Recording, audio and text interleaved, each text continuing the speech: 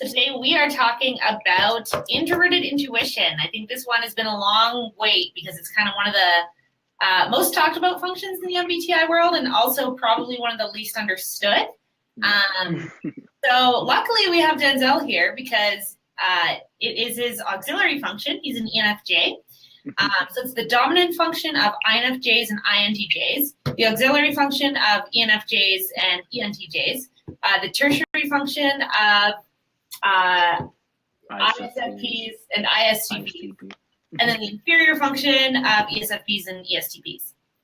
So we're going to talk mostly like normal about what it looks like in the dominant auxiliary role, but any questions you have about it in other roles or other places or other contexts, just shoot them our way and we'll try to answer as many as we can.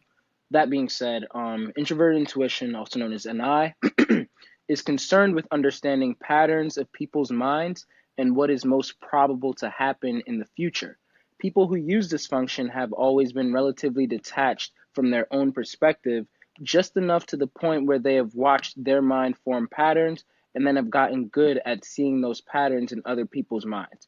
Adept at predicting the future and behavior of others by going from many ideas to a singular idea that is most likely to occur. People who use this function can seem zen-like or wise or sometimes insane. One of my favorite ways to explain it is it's pretty much metacognition. Carl Jung actually said that the NI user is in tune with the background processes of the mind, so symbols and archetypes, and this allows them to have insights into how things will play out. The way that I pretty much see it is it's thinking about what you're thinking about. So it's also, in a way, retracing your thought process. So when I was talking about how people who use this function, so INJs and ENJs, they have always grown up in a way where a lot of us, we can probably be sitting at, for example, maybe church or something, and you'll be listening to someone and they'll say something, and then that thought will lead to B, which will lead to C, which will lead to D, which will lead to E, which will lead to F, which will lead to G. And then when you look at it, you're like, wait a minute, how did I get to G? And you're looking at A and G, they don't really correlate. But then the NI user has done this backwards track, wait, how did we get here? Subconsciously, so often that now they see the connections between A, B, C, D, E, F, G, even though other people do not see the connection between A and G. So then once they see that in their own mind, then they're able to now, they've done that so much that they're able to now relate to other people. And when they see someone thinking of C, for example, then they're like, oh, I know where they're going with this. And they're able to leap intuitively and just be like, oh, G. And then the person's like, wait, how did you know that? And the NI user is like, I don't really know, because it's all subconscious. They don't consciously think about that A through G process. Another component of NI that I'd like to mention is I like what Antonia Dodge said one time from Personality Hacker. And it's so evident, it makes so much sense, the way that at least how I relate to it and my INFJ friend. It's kind of like five blind men feeling on an elephant. One is feeling on the trunk, the other one's feeling on its tail, the other one's feeling on its leg, and all over the place, pretty much. And then they're communicating this is what I'm feeling, and then another one's okay, this is what I'm feeling. And then together, by looking at all these disconnected parts, well, technically they're connected, but because they're five different men, then they're not connected until they communicate. They're like, you know what? I think that we're feeling on an elephant, guys. And then they figure out what the situation is. So, like I said, this sounds very woo-woo, it's kind of strange, but that's pretty much how it kind of appears. With the NI user, they're just so in tune with their unconscious, and they kind of have a natural ability to look at their unconscious, how their mind forms patterns, symbols, all of that. And then they're able to they're very interested with, how other people are perceiving certain things. And that's how, you get this sort of mystical perspective from them. Yeah, I think from an outside perspective, what NI always looks like to me is just this radical ability and desire to A, switch perspectives, and B, link those perspectives. So like when I usually identify that I'm talking to an NI user because there's this desire to constantly explain things like 5 different ways. So if you're talking like an INFJ or an INTJ in particular, you ask them one question, you get like 6 different responses, but it's all just like they're taking different angles to the same thing. Or we'll start analyzing 5 like different men. itself and kind of be like, well, and this is just an intuitive thing in general, I think, but and also a TI thing. So it could be like an ISTP, ESTP thing, but like the need to put things in context is very important for NI, I think, because it sees everything linked to everything else. So, but it's not trying to contextualize something to isolate it the same kind of way TI does, I think. Yeah. It's more like trying to contextualize it in order to understand where it fits in this big like scheme. And it's something that I thought that like, oh, everybody does. And I feel like everybody does do it to an extent, but it depends on like, is it a conscious thing that you do and how long have you been doing it? Like, this is something that, especially NI DOMs, they've spent their whole entire lives like growing up and doing it. And then ENFJs and ENTJs, I believe that they probably start like around maybe like somewhere between 8 to even 12 years old. Like, you know what? And they start like really observing that. So, and then from just retracing that thought process so often and seeing those patterns, then that's when you get like all of these different other aspects and you see how all these different things connect. And then you understand other people's motivations and why, certain things happen. And then that's how you even like are able to tell like, what somebody's even going to do because like, okay, this is how they're starting from A right now. And I've seen this pattern so many times. So the INJs usually know where everything is like pretty much like the pure future, like how everything is going to pretty much like play out. And they try not to really like influence it in a way. And this isn't like you're saying like, oh, they always know like the future is like always accurate in a way, but they just have this sense of like what's going to happen.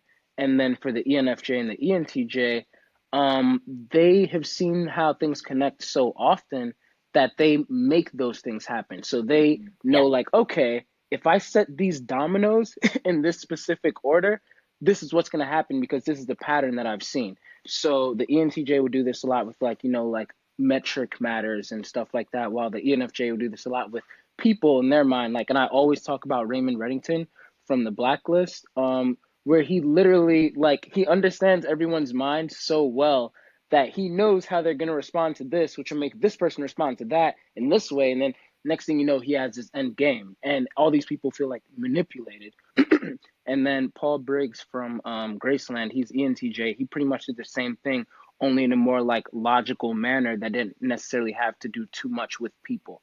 But then you have the INJs who they just have this like knowing, and I feel like they are capable of doing the same thing the ENJs do, just like how the ENJs can do the same thing the INJs do, but it's more of like, what is your inclination? The INJs are, since they have SE as an inferior function, then they're less likely to actually try and impose on the world because they feel like less comfortable imposing on the world in that way. So they're more like, not necessarily like lazy with it, but like, oh, I know that this is going to fall here. So I'm just going to rather position myself so that, this will happen, or I'll start to warn people about this insight that I've had. Yeah, I actually think that's really cool because I think that's like, that matches my observations of how NI functions in the auxiliary position. I think it's a lot like it supports whatever your dominant function is in that case. So I think that's why you actually like ENFJs and ENTJs make really interesting TV characters because they're those like kind of chess master types, right? So they're always on TV shows or whatever. They come in and they're kind of like, okay, I'm going to make the dominoes fall in this way. It's like with that metacognition effect, it's not just for the NI user's own mind. They do it with other people too. I'm a life coach, and one of the I have a few ENFJ clients. I have a lot of INFJ clients. And one of my ENFJ clients I was talking to recently, I was trying to help her with developing her NI, with spending more time like by herself, because a lot of ENFJs, we try to like spend a lot of time like with people.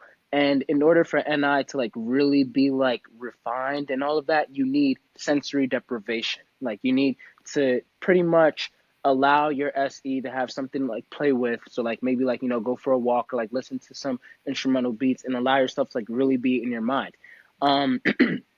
And I was trying to tell my ENFJ client this, and she was all like, no, I don't want to do that, and she was wondering like, well, what do I actually like do, especially like since I tried this before and my mind just started going like, like all these things, and like it just felt like chaos in my mind, like I don't understand. And I gave her this elephant analogy, and I was like, well, yeah, that's because the 5 men on the elephant haven't been able to speak in so long. So they have so much to say, and they're trying to put all of this together to try and figure out what exactly this is. And that's why it feels like chaos. But the more time you spend in silence, the more time you spend away from everyone else, and you're like in your own mode, then the more time you're allowing those men to actually communicate, to figure out and put together all of these different pieces in the world. And that's why like INJs, they spend so much time alone and everything. SEs, their inferior function. So they avoid, like they pretty much put themselves in some sensory deprivation a lot. And those 5 men are able to communicate so often. There's a trend that INJs usually have insomnia. And this is usually because they aren't allowing themselves to have enough sensory deprivation. And this also happens sometimes with ENJs as well. But because we're not NI dominants, then it's not really as huge of a thing. But as an NI user, it is really so important to be able to spend that time by yourself, like away from, all the noise in the world, so that those 5 men can communicate and figure it out. And it's not always going to be an elephant, of course. Like your SE will always bring in different animals, different objects, all of that. And your 5 men just want to like feel on everything and then figure it out. So then that's how you get these NI users who read deep into pretty much everything that they experience in life. I always say like NI users are like outside the box, but they're looking at the box, trying to understand the box, like see it from other angles.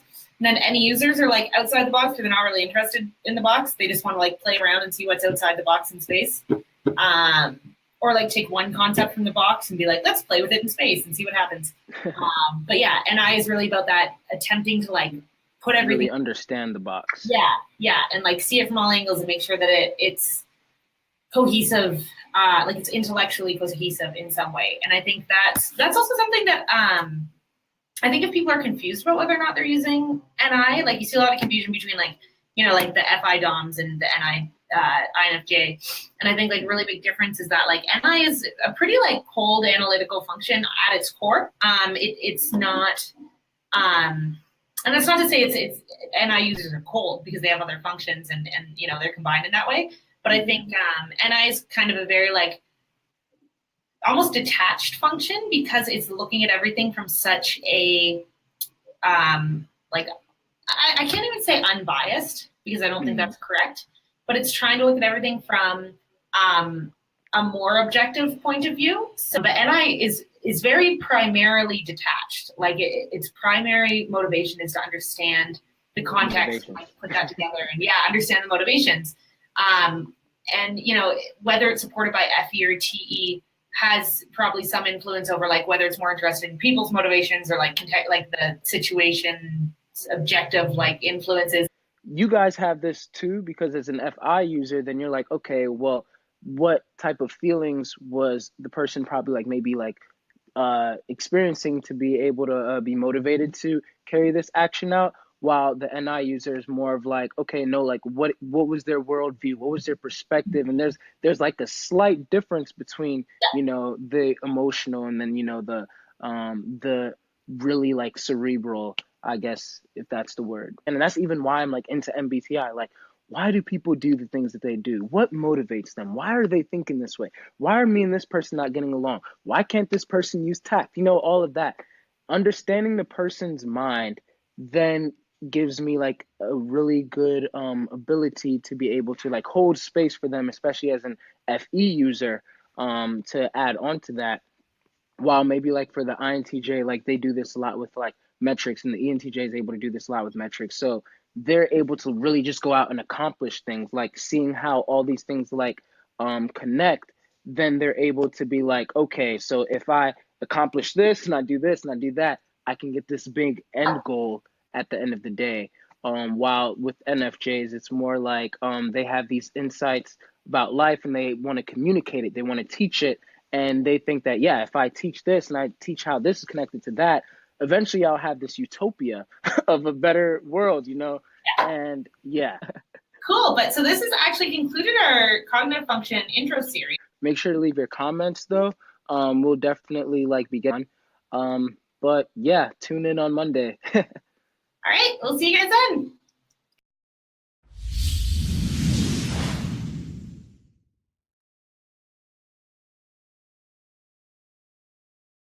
I'm David Bowder, CEO of SPASIGMA. Every day, each of us is surrounded by a great diversity of people, and indeed, personalities. Some people we find it very easy to relate to. Others, not so much so. Our program exists to help you make sense of your own personality, as well as the diverse personalities around you, to help you improve both your personal and professional lives. Shakespeare said, "To thine own self be true." We'll teach you to understand how to reach the diverse personalities around you, to communicate with them in a way that integrates who you are with who they are. So enough talk about all this. Welcome to SPASIGMA's Personality Quotient PQ program. Enjoy the journey.